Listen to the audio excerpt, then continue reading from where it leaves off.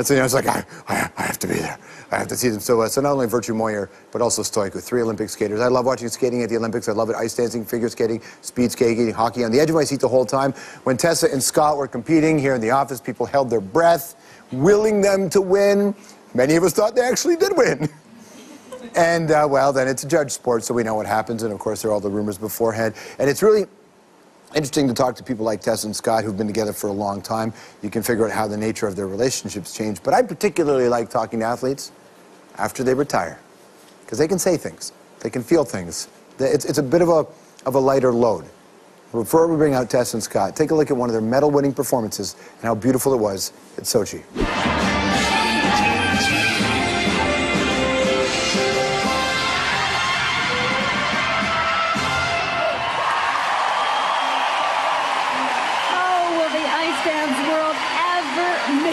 This team, if they do retire after these Olympic Games. I love that hug. Tessa Virtue and Scott Moir.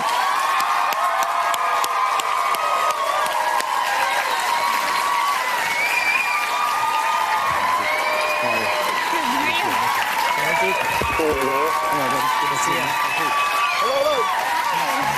Congratulations. You are much loved. You are much loved. So, I mean, I know you've been asked this before, but you can answer differently if you want here. Just how it felt, what the experience was like. We did what we set out to do. We had 2 phenomenal skates, well, 4 pretty decent skates, but particularly our individual skates. We were so pleased and so in the moment, and I mean, that jig really says it all that Scott did after the What is with that jig? I looked at the jig and I went, that is the guy who suddenly just went, it's over. Yeah. You know? It's a little bit of my countryside coming in, I guess. That's what all my Ilgen buddies said. That's what you do when you get partying. But no, I didn't know what I was going to do after the program, and sometimes I visualize something, but I was so excited and a little bit relieved, actually, as Tessa talked about having that team event. We didn't really skate our best. We still skated well, but I thought that our whole Olympic experience was going to kind of be like that. So to have a program and skate it as flawless as we did that short, I was just so pumped. And I suppose you knew going in this was your last Olympics, right? We lived it as if it was. Yeah. I think we assumed that it would be, if not our last season, for sure our last Olympics. Did you talk to each other about it being your last? For sure. And as Tessa talked about, like, the lead up to the games was all about kind of smelling the roses and really enjoying the process. And when we got to the games, we just kind of stuck with that, and that really worked out well for us. Your career has been so wonderful, and it comes to a close like this, but you can't stop skating. Certainly, you can't stop skating together, right?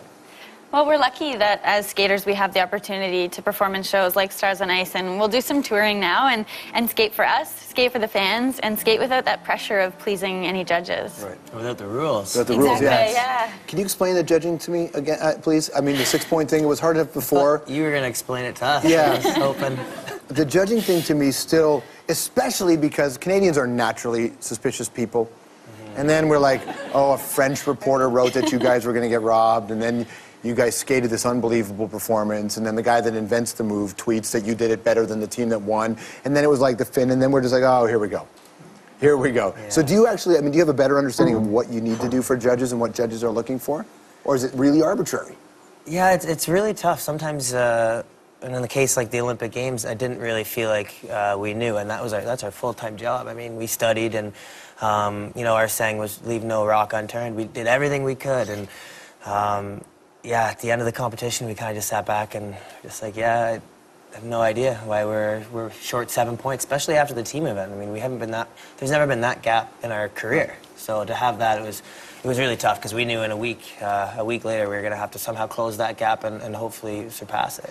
Do you, so can you say things now that you're retired that you couldn't say when you were competing Olympically? Well, we're not officially retired, so yeah. I don't know. But kind of retired? Yeah, since we're kind of retired. Yeah. I mean, we're a lot more open, I guess. Yeah, I think so. You know, had we taken the ice with those suspicions in mind, we wouldn't have skated the programs that we did. So we were so focused on our goal, and little did we know that it was such big news back home. And now that we've been back in Canada, it's so heartwarming and so touching to get an idea of the response and the support that we've really received. And I mean, people had our back. You didn't know that was going on back here? We don't. Like, I don't even use my cell phone at the games or go on the internet at all. Right. It's I think we were really lucky. I mean, I pouted a little bit after the team event, but she brought my spirits up. That's the good thing about having two people. The idea of it's so interesting when I watch Canadian athletes and figure skaters apologizing to Canada. It's such a neat thing. Because I watch and I'm like, you just spent 4 years, you don't owe us anything, man. You nailed it, man. So what is that?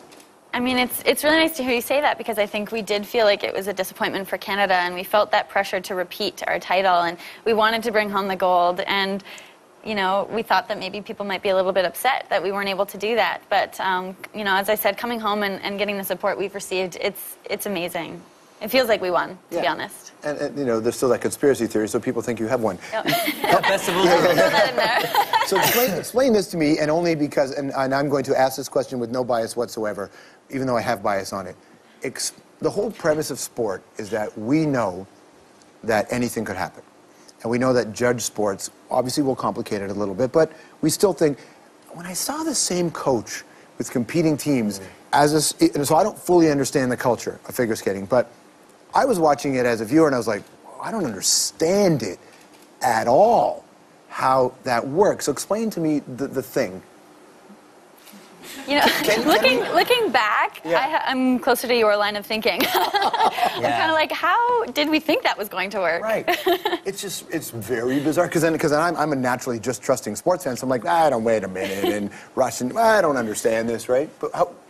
Well, it's very interesting, because we were with Marina before Meryl and Charlie were, even though, you know, we trained Detroit and they're American, and, you know, we've competed against each other for so many years, but until this year, it didn't feel like, I don't know, like it felt like we had the support. And if you had a chance to do it again, would you do it this way? Yeah.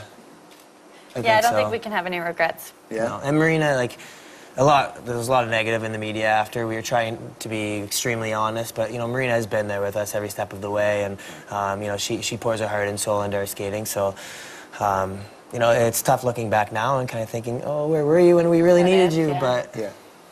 So now that if you're not going to the Olympics again, we know that, right? So now that you know that, what is the very Where is it in 2018? Yes, Scott thinks we might make a comeback. I'm going back. Why wouldn't I want to be there? Why wouldn't you want to be there?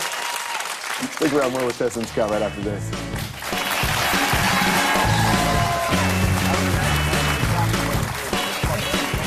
All right, coming up, this may be creepy, but Tess and Scott get honest about what could be considered weird. Sleep Country's Mix and Match is back and bigger than ever, with incredible deals on top brands. Like this Simmons Beauty Rest Pillow Top Queen set for only $7.48. This is an unbeatable price, but only until Sunday. Hit the gym, scored a towel, found a pin on that podium. I mean, just to be able to train with these guys and see how hard they work and know what they put into it, as well as being our best friends, it would just be a dream come true. I believe most of it. That's from the National a few years ago. I believe most of it, but when the camera had panned up and caught you, it's like, oh, wait a second, he thinks he's calling bull right now. He's right now. Like, sports is about rivalries, right? And at the end of the day, some of those rivalries are real. Yeah. Is that a real rivalry where there's an element of dislike that goes on there? I don't think personally there really is an element of dislike.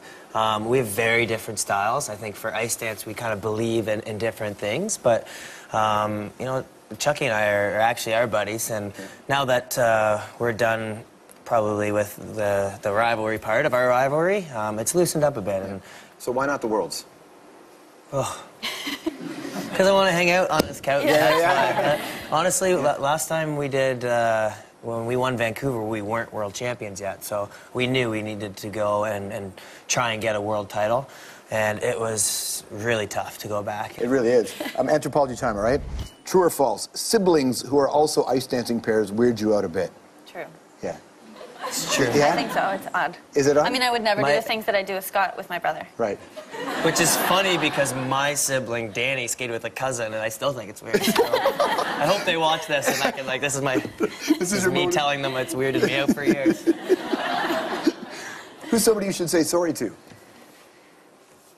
My family, I think. Yeah? Why? I think, well, if you knew me before the Olympic Games, man, they don't get to talk to me, and they only get me when I'm so sour I have no one else to go to, and they did such a great job of that, and my mom and dad were, that's who I would say sorry to first, but, you know, they just asked for nothing. It's great parents. All right, who's more likely we need you to go skydiving? Buy a Groupon for belly dancing. Oh. Hopefully you. What do you mean, oh? Like, we have to think about that. I'm never belly dancing, ever. Win the lottery. Tessa. Take she a wins roll up the rim all the time. Oh, so. do you really? I do. Winner, Danielle, It's my seriously? favorite. I know. I love it. What do you win? I Is get like another like coffee? abnormally excited for Tim Hortons coffee, and roll up the rim if it's roll up the rim, we got home from Sochi, and I was just like, what could be better? Which one of you is more likely to take a vacation? Him. Star in a movie? Her. Get married in the next 12 months? No. Oh, FYI, this hand moved so quickly towards him, I didn't even finish the question. It must be him over there. Which one of you is more likely to survive a zombie apocalypse? Me. Oh, Scott, Yeah? for sure. Yeah? Yeah, I can't make my way out of this studio. I'm just so You can't do lost. it? Well, listen, congratulations. Gold's wonderful, but silver in this context is wonderful as well. Two of them even better. And for a long time, you've allowed all of us to kind of enjoy it, and it's not lost on us how much we appreciate what you've done. Congratulations. Thanks, George. Appreciate it. Tessa, Scott Moir, we'll be right back.